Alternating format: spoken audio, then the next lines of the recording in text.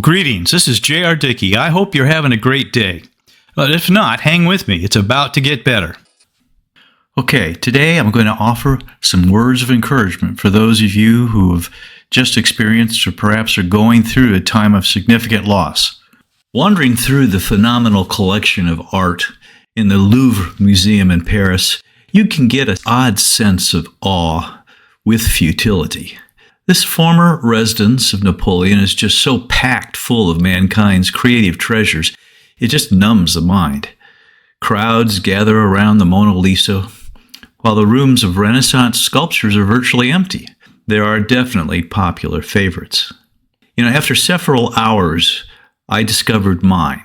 It grabbed me instantly, and I had to sit down in a kind of a surrender to its message. Let me take you to a story in John chapter 20 to explain. To say it was salting the wound would be a gross understatement. The only person who had truly loved her, one who had freed her from slavery to sin and evil spirits, the one she called Lord and who held her heart, the rulers had mocked, tortured, and sadistically killed him. And now this. She'd come to the tomb early. Stumbling her way through the dark garden, she found it open. The stone covering rolled back. Open? Why? Her heart cried out, along with her lips. Why? Searching for reasons in a storm of confusion and ever-deepening heartbreak, she grasped at an answer. They've taken the body. She ran to where she found Peter, still sulking, and John. They've taken away the Lord out of the tomb, and she began. Hearing this, Peter jumped to his feet and ran out, confused, angry, grieving. Oh no, why? His heart lamented. And we don't know where they've laid him, she finished. At that, John broke out of his own dismay and bounded after Peter. He caught up and passed him by, reaching the tomb first. Why? His heart searched along with his eyes as he stooped and looked in, seeing just the strips of linen left behind. Peter ambled past, breathing heavily, and entered the cave. Like his fellow disciple, he beheld the linen wrappings and a neatly folded face cloth. Then John ventured in. For some reason he saw, and something clicked inwardly. He believed. But Mary remained outside. After the two men had left, she continued weeping, now convinced that she would never see her beloved again. She looked inside. A bit surprised, she beheld two men dressed in white, sitting at either end of the now empty grave clothes. "Dear woman, why are you weeping?" they asked. She explained what seemed to be obvious. "Because they've taken away my Lord, and I don't know where they've laid him." How did it happen? Questions were the last thing her heart could deal with now. She turned away with one more "oh, why" echoing within her heart. Just then another gentle voice said, "Dear woman, why are you weeping? Whom are you seeking?" Inexplicably, this voice seemed to unlock a watershed of heartbroken love. This man was the gardener, she thought. He would know. "Sir, if you have carried him away, tell me where you've laid him, and I will take him away." A breathless moment passed. Then came a familiar voice, and along with it, the scent of refreshing rain, wild roses, and joy. "Mary," he spoke softly, and her heart just exploded. In dark and lonely times, a broken heart searches for answers. Even our Lord Jesus on the cross cried out a "why?" So it's easy for me to imagine the disciples of Christ doing the same thing. But God doesn't give us the answers we think we need. Not on our terms or timelines, it seems. Oh, he answers our prayers, but if you spend some time in the Gospels, you quickly conclude that Jesus wasn't trying to be anyone's answer man, not in the way his critics or insincere public desired. You see, God knows what our hearts and souls truly crave is rightness.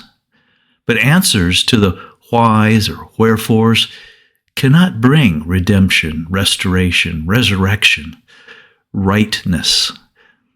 At these times, what we need comes not from an intellectual or emotional explanation, no matter how profound, but from our souls being wrapped in His loving heart. For all things are or will be made right in Him. He Himself is the answer. This is not just a play on words, but rather the most awesome truth. When Mary wanted simply to find the body of Jesus, her heart, engulfed in sorrow, was searching for an answer to the wrong question. She, in her mind, saw her Savior as in the painting before which I sat there in the Louvre. Jesus, there in the painting, is dead on a slab. But while whys and wherefores within her earnestly desired answers, they were born out of false assumptions. There was Jesus just behind her, and it only took one word from Him to make everything right, righter than right, better than right, exceedingly abundantly better than what she could imagine as right. In fact, it was already right. His words simply revealed it to her.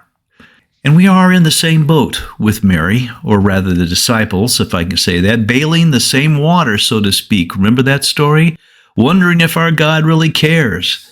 However, if He gave us just the answers to our whys, it would only be like handing us another bailing bucket. You remember this story.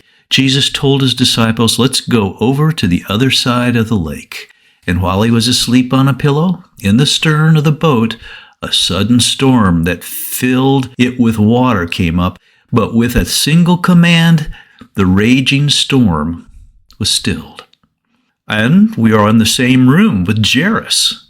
Remember that story in Luke chapter 8 with his little daughter? His mind, first filled with hopes of prevention, is now muddied by fear of his little girl's death. Jesus didn't just have an explanation, but rather with a single command. Little girl, arise. Resurrection.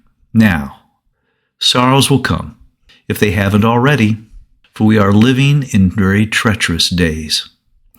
As a result, many people are asking these same questions, or will be, and those who are dealing with tragedy will not generally be lifted up by some well-meaning teacher's 10-point lesson on God's righteous judgments, His sovereignty, His mercy, etc.